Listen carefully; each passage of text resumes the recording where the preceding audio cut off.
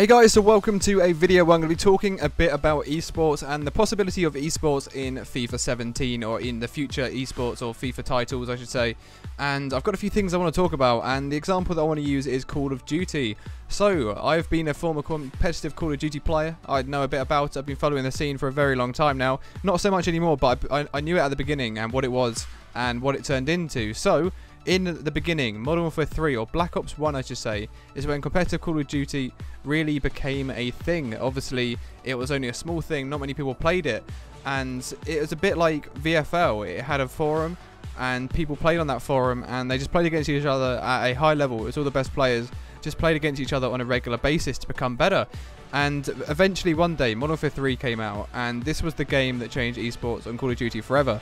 The beginning was a team called OpTic Gaming, or a person in particular called Nadeshot, and that's the person that I want to talk about in this video. And I'm going to just talk about a few things in particular about him. But first of all, I want to say that he is the reason why Call of Duty has become an esports and how it's become so successful. So, total prize money earned is 200,000, and that's in 46 tournaments. And that's a lot of money for playing a video game if you think about it. YouTube, 2.7 million subscribers and over 358 million total upload views. Pretty ridiculous if you ask me, and I put Twitch, and he was the pioneer of growth on Call of Duty via stream, because he was the reason why the game, or Activision, realised that there was an active community for Call of Duty. And if it wasn't for him, mainly him, that esports would probably not be a thing on Call of Duty titles, because they just didn't know there was a community there for it. And it's a bit like FIFA at the moment, but I want to quickly show you guys a short clip of a documentary about Nadeshot, and it's just a very small thing. I always try to tell my parents, like, this is going somewhere, I can see it, like, I'm gonna make it happen. So, like, I definitely wish he was around to see where it's all gone. That's the only portion of it that kind of sucks. So that's a very quick thing about Nadeshot. I'm going to link that in the description down below so you guys can watch it for yourselves. And it's absolutely, it's a great documentary. It's made by Call of Duty themselves, or Activision, so they obviously do care. And hopefully EA as a company will care. Obviously, yesterday they announced the new features in Pro Clubs, which is a massive move for us. We didn't know that they were going to release that, and Shifty, which is from the Sidemen, he got approached by EA, and they said to him, what do you want in clubs? And they were the things he put forward, and it's extremely good that he did that. Very grateful to him for speaking on behalf of the community, because there is a community there and it can be stepped up to the next level. So as you can see in the middle of the screen at the moment, I have a graph, and this is the total video views for OpTic Nadeshot, and this isn't on YouTube, this is from Twitch TV. And streaming is probably the #1 thing to start doing if you want to try show there's a community there on a game. So in January of 2012, he was getting about 5 million views per month. It does sound quite a lot, but for a game, it doesn't sound too much in total. It's obviously a lot for a streamer. He started by doing some incredibly good things for the community. Obviously, he would just stream himself playing, and he would then stream himself playing scrims, which is basically practice versions of competitive. And then online as well, like, there are so many tournaments online, but there wasn't any at LAN events.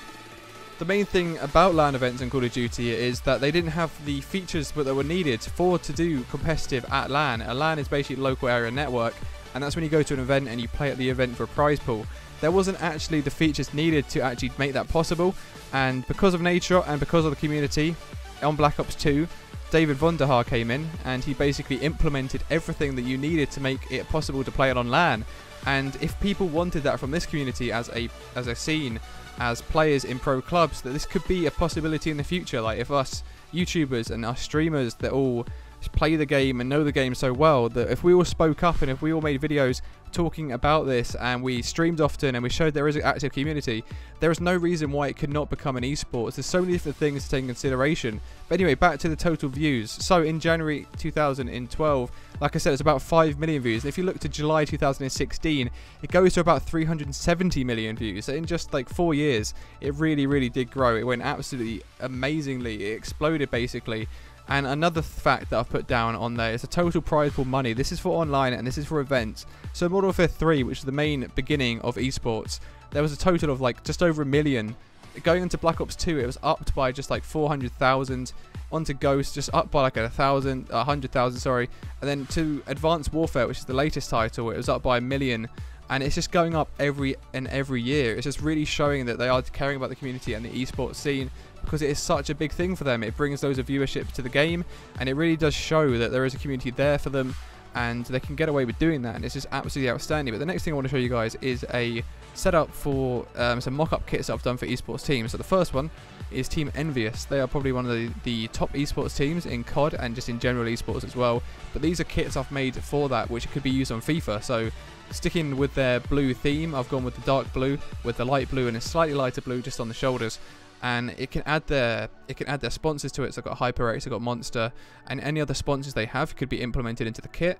And then obviously the away variant looks pretty nice as well, but it's just a small thing to do to kind of show what could be done on Kit Creator on FIFA 17 or in other titles. Next one is G2 Esports. This is a PC mainly organisation, but with the Kit Creator now possible on FIFA 17, there's no reason why esports organisations can't come into the scene and they can't get teams, they can't pick up teams. Instead of being VFL Crystal Palace, VFL AC Milan, it could be VFL Team EnvyUs, or it could just be it could just be EnvyUs or G2 or Faze, or any of the big esports organisations could pick up 11-man teams to play under their organisation for these competitive tournaments. Here's one for Faze, probably one of my favourite ones out of the 4 I've designed, and it just really does stick with the patterns. And just imagine playing it with this kit on FIFA. I think it just looked absolutely outstanding. I just wish this could happen. Obviously we're getting a step closer to this happening, but trying to actually make it a big thing for them to realise that the community is there. And I just really hope that me as a creator and you guys as a community could really push that there is a community there and it's not dead, and new features should be implemented. And here's OpTic Gaming, one of the biggest Call of Duty organisations design I've done. Obviously I showed you Nadeshot at the beginning, but it could just be a really, really big thing for pro clubs and FIFA. And I know they did mention that they did want to get esports into FIFA, but hopefully they can choose pro clubs to do that. And people have always doubted how it would work on LAN, but I could do a video about that, guys. I could talk a bit more in depth about that. I can get a couple guests on to talk about esports and how it could work on LAN. I'm not too sure who I'd get on. I've got one person in mind that I could possibly do it with. But anyway, guys, hopefully you have enjoyed this video. Let me know your thoughts. Let me know feedback on these designs and throughout the video. It took me quite a while to do this, obviously, because I designed it all myself. But hopefully you guys have enjoyed it, and I'll see you in the next video. Thanks for watching.